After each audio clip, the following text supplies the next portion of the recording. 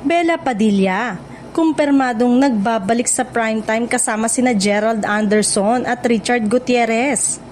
Matapos ang ilang taon ng pagtutok sa kanyang pelikula at international project, kumpirmado na si Bella Padilla na babalik sa primetime sa telebisyon ngayong 2026. Ayon sa ABS-CBN, makakasama niya sina Gerald at Richard sa isang bagong action series na inaasahang magbibigay ng panibagong sigla sa primetime lineup ng network. Ang nasabing proyekto ay inaasahang magbibigay diin sa kakayanan ni Bella bilang isang versatile actress na kayang gampanan ng mga intense at dramatic role. Bagamat hindi pa opisyal na inilabas ang pamagat ng serye, siguradong aasahan ng mga fans ang bagong tambalan ng tatlong kilalang aktor sa industriya.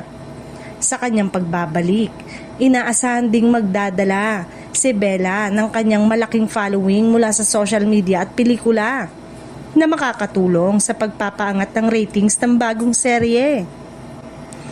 Para kay Gerald Anderson at Richard Gutierrez, eto rin ay pagkakataon na muling makasama sa isang primetime project ang isang respetadong kapwa-artista.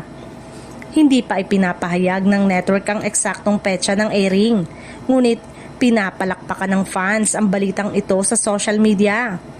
Marami ang umaasang makakita muli sila ng isang malakas na kwento at kahangahangang tambalan sa telebisyon.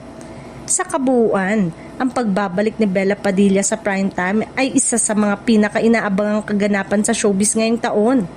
Kasama ang mga veteranong aktor na sina Gerald Anderson at Richard Gutierrez. Tiyak na magiging isang serye ito na puno ng aksyon, drama at emosyon na magpapasaya sa mga manonood sa gabi-gabi.